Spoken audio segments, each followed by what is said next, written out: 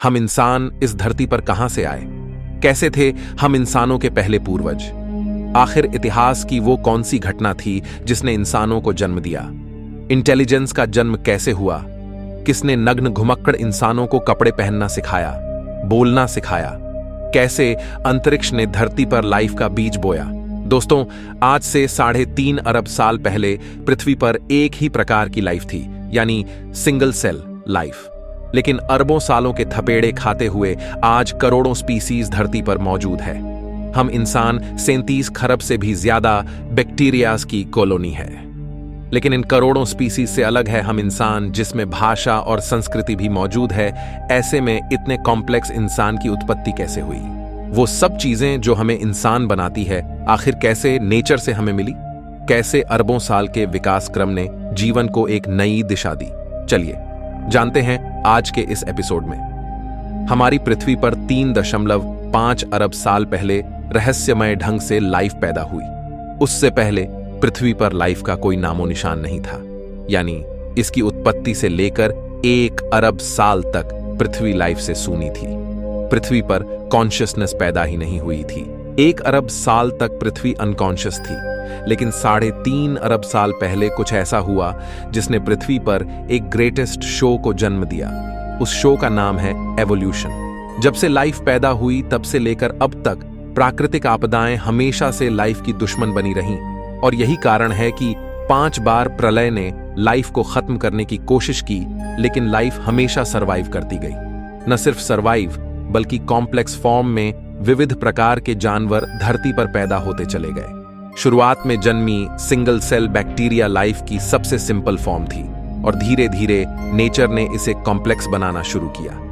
अरबों सालों में लाइफ समुद्र से भूमि पर और भूमि से आसमान में कदम रखने लगी। इन अरबों सालों में इंसान का कोई नामो निशान नहीं था। आज से 65 मिलियन साल पहले डायनासोर्स जैसी प्रजाति का भी अंत हो गया था। डायनासोर्स के युग का अंत होने के बाद अब धरती पर मैमल्स का राज होना बाकी था। मैमलियंस धरती पर मौजूद सभी स्तनधारियों और इंसानों के पूर्वज थे, जो साइज में चूहे के जितने छोटे थे। लेकिन नेचुरल सिलेक्शन और एवोल्यूशन के चलते मैमल्स की भी कई अलग अलग प्रजातियां पैदा होने लगी। डायनासोर के मरने के बाद अब धरती मैमल्स के लिए खुला मैदान थी। जो मेमल्स डायनासोर के डर से बिलों में छुप कर रहते थे, वे अब बेखौफ घूम सकते थे। अब वे दिन दहाड़े एक नए एनवायरनमेंट में रहने लगे। अब मैमल्स ने अपनी आजादी का फायदा उठाकर अलग अलग वातावरण में रहना शुरू किया। इस वजह से नेचुरल सिलेक्शन के चलते मैमल्स भी कई प्रकार के जीवों में विकसित होने लगे। लेकिन दोस्तों, डायनासोर अभी पूरी तरह नहीं मरे थे, बल्कि उड़ने वाले डायनासोर की कई प्रजातियां अभी भी सरवाइव कर गई थीं। पर बदलते मौसम और वातावरण की वजह से वे भी धीरे धीरे बर्ड्स में इवॉल्व करने लगे। इन मैमल्स को विचित्र प्रकार के जीवों में तब्दील होने में अगले करोड़ों साल लगे, जहां मैमल्स इवॉल्व होते होते प्राइमेट में तब्दील हुए। इन्हीं प्राइमेट्स से आगे चलकर इंसान की उत्पत्ति होनी थी। आमतौर पर हम प्राकृतिक घटनाओं से डरते हैं, लेकिन आज से 70 लाख साल पहले एक ऐसी प्राकृतिक घटना हुई जिसके लिए हम प्रकृति के शुक्रगुजार हैं, क्योंकि आइस एज की उस घटना ने इन प्राइमेट को मजबूर किया अपने पैरों पर खड़े होने के लिए। यह पहला कदम था इंसान की उत्पत्ति की ओर। इसी के साथ उस समय अफ्रीका में पैदा हुए ऊंचे ऊंचे पहाड़ों की वजह से अफ्रीका के उमस भरे जंगल धीरे धीरे सूखे और ठंडे पड़ने लगे। ऐसे में पेड़ों पर कूदने फांदने वाले प्राइमेट्स के लिए एक बड़ी परेशानी हो गई। अब बड़े पेड़ों की तादाद कम होने लगी और उनकी जगह घास ने ले ली। अब नेचर के इस खेल ने इन प्राइमेट को मजबूर किया कि वे 2 पैरों पर चले, ताकि वे दूर तक देख पाएं और खाने की तलाश कर पाएं। दोस्तों, इस वजह से जो प्रजाति बंदरों से अलग हुई वो थी होमिनिड्स। यहां से नेचर ने इंसानियत का बीज बोना शुरू कर दिया था, लेकिन इसकी फसल उगने में अगले 70 लाख साल बाकी थे। होमिनिड्स के अलग होने पर सबसे पहले इवॉल्व होने वाली स्पीसीज का नाम था सहेलांथ्रोपस। इन्हें देखकर बंदरों जैसी ही फीलिंग आती थी, लेकिन बदलते एनवायरनमेंट ने इस फीलिंग को भी बदल दिया। अगले कई मिलियन सालों में सहेलांथ्रोपस पेड़ की शाखाओं की तरह अलग अलग ब्रांचेस में इवॉल्व हुए, जैसे आर्डिपिथेक्स, ऑस्ट्रेलोपिथेक्स, पैरांथ्रोप्स और अंत में फाइनली होमो, जो लगभग 24 लाख साल पहले उत्पन्न हुए थे।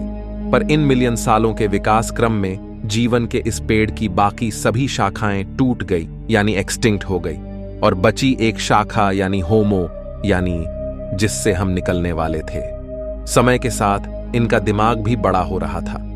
30 लाख साल पहले ऑस्ट्रेलोपिथेकस ही इंसानों की वो पहली स्पीसीज थी जिसने पत्थरों को काटकर हथियार की तरह इस्तेमाल करना सीखा। इसी वजह से ये शिकार में काफी होशियार थे। मांस खाने की वजह से इन्हें सभी न्यूट्रिएंट्स की पूर्ति होने लगी, और यह एक मुख्य कारण बना इनकी इंटेलिजेंस के बढ़ने का, क्योंकि अब इनके दिमाग का साइज बढ़ने लगा। इस तरह आज से तकरीबन 20 लाख साल पहले होमो जीनस की उत्पत्ति हुई, और इस जीनस की पहली स्पीसी थी होमो हैबिलिस यानी हैंडीमैन, जिसने पत्थर के औजारों को और मॉडिफाई किया। वहीं होमो जीन्स में एक और स्पीसी पैदा हो रही थी, वह थी होमो इरेक्टस, जो आज से करीब 18 लाख साल पहले अस्तित्व में आए। ये वो पहली स्पीसी थी जो 2 पैरों पर सीधा खड़े रह सकती थी। अपने पैरों पर खड़े होकर इसी स्पीसी ने नेचर की जिम्मेदारी को संभाला, और इन्होंने सबसे पहले आग को कंट्रोल करना सीखा। यानी हम कह सकते हैं कि आग का आविष्कार आज से 18 लाख साल पहले हुआ। लेकिन अपने आप आग की खोज कैसे हुई? दोस्तों, वैज्ञानिकों के अनुसार यह संभव हो सकता है कि प्राकृतिक घटनाओं जैसे बिजली कड़कना या सामान्य घटनाएं जैसे चकमक पत्थर का नेचुरली आपस में टकराना, जिसे देखकर एक क्यूरियोसिटी जगे कि आखिर ये नई चीज क्या है। अब दिमाग तो इनका बढ़ ही रहा था, ऐसे में क्यूरियोसिटी भी बढ़ रही थी। होमो इरेक्टस और अन्य प्रजातियों को जानवरों का शिकार करना या उससे बचने के लिए एक नई चीज मिल गई थी, वो थी आग। जानवर जो आग से डरते हैं, और इसके प्रयोग से होमो इरेक्टस को एक एडवांटेज मिला कि वो आग का प्रयोग कर खाना भी पका सकता है और जानवरों को भगा सकता है। पके हुए मांस को खाने से उनका शरीर उसे सही से पचा सकता था। इस वजह से इनका दिमाग और अधिक विकसित होने लगा। अब यही ट्रेंड बाकी होमो स्पीसीज ने भी कॉपी कर लिया और उसे यूज लेने लगे, जिससे बाकी इंसानों की स्पीसी का भी दिमाग विकसित होने लगा। इस तरह इवोल्यूशन के चमत्कार से 3 लाख साल पहले 2 सबसे बुद्धिमान स्पीसीज पैदा होती है, यानी होमो निएंडरथलेंसिस और होमो सेपियंस। आज से 1 लाख साल पहले इस समय इंसानों की स्पीसीज ने एक बड़ा फैसला लिया। ये अब तक साउथ अफ्रीका में मौजूद थे। ये वहां से माइग्रेट कर धरती के अलग अलग इलाकों पर जाकर बसने लगे। नए इलाकों में जाने पर इनके सामने नए चैलेंजेस आए, नई क्लाइमेट कंडीशन और खुखार जानवर। अब अपने सर्वाइवल के लिए इन्होंने दिमाग लगाया और नए विकसित हथियार तैयार किए। अब इन हथियारों की वजह से ये शिकार को काट सकते थे और दूर दूर तक ले जा सकते थे। इस समय कुछ और नए चैलेंजेस सामने आते हैं, जैसे हिरन जैसे जीवों का शिकार करना, जिसके लिए एक साथ मिलकर काम करने की जरूरत थी। और इस तरह टीम वर्क में काम करने के लिए एक नए आविष्कार की जरूरत थी, वो थी भाषा। एक दूसरे से कम्युनिकेट करना, और यह भाषा की शुरुआत हुई इशारों से, अलग अलग सिग्नेचर से। यह भाषा की शुरुआत थी जिसे प्रोटो लैंग्वेज कहा जाता है। अब लैंग्वेज जैसी एक नई चीज आने से इन ह्यूमंस ने उसका खूब प्रयोग करना शुरू किया।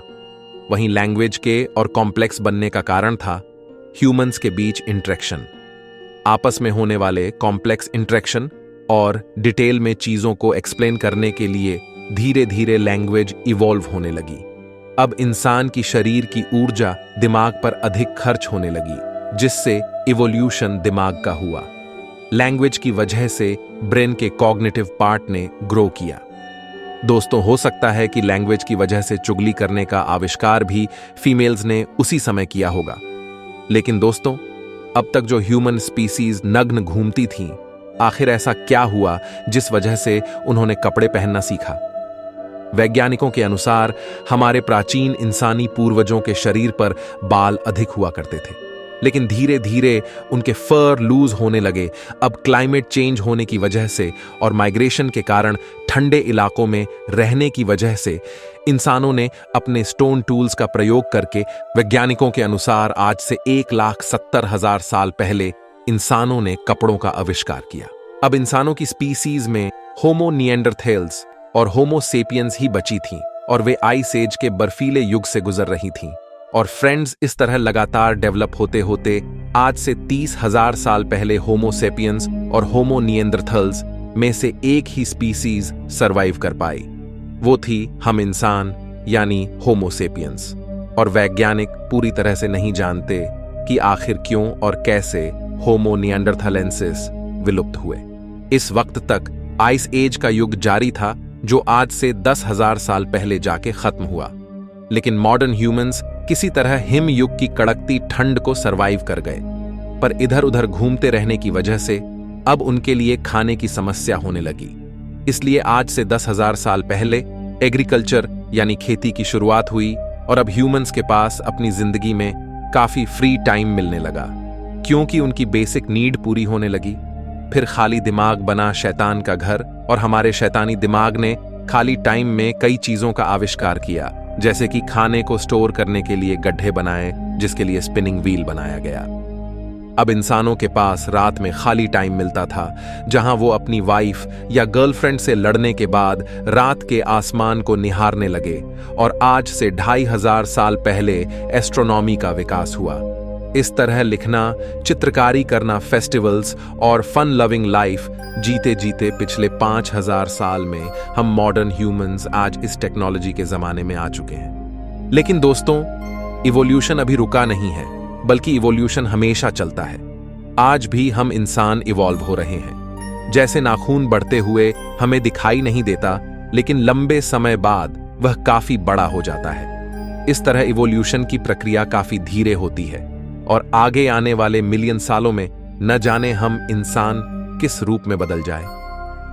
आज हम ऐसी कई परिस्थितियों से गुजर रहे हैं जो हमें लगातार शेप कर रही है। जिस तरह भूतकाल में हम इंसानों की कई विचित्र प्रजातियां थीं, उसी तरह हो सकता है हम इंसानों की और भी कई विचित्र प्रजातियां पैदा हो जाएं। आज हम जीवन के लंबे इतिहास को जानते हैं कि किस तरह जीवों का विकास हुआ, लेकिन एक सवाल अभी भी वैज्ञानिकों को परेशान करता कि आखिर लाइफ की शुरुआत कैसे हुई, किसने पृथ्वी के गर्भ में लाइफ का बीज बोया। यह एक बहुत बड़ा रहस्य है। लेकिन कुछ वैज्ञानिकों के अनुसार 4 अरब साल पहले लाखों एस्टेरॉयड की वर्षा में उन्हीं एस्टेरॉयड्स के साथ एमिनो एसिड मॉलिक्यूल्स के रूप में लाइफ भी अपने सूक्ष्म रूप में पृथ्वी पर आई। लेकिन अगर यह सच है तो यह सवाल उठता है कि हमारी जैसे ही लाइफ किसी अन्य ग्रह पर भी इन्हीं एमिनो एसिड मॉलिक्यूल्स से क्यों नहीं आ सकती। आखिर आज पृथ्वी पर ही इंसान क्यों है, अन्य ग्रहों पर हमें कोई लाइफ क्यों नहीं मिली। इस बारे में आप क्या सोचते हैं? कमेंट में हमें जरूर बताइए। मैं मिलता हूं आपसे किसी अगले वीडियो में। तब तक के लिए ब्रह्मांड में घूमते रहिए।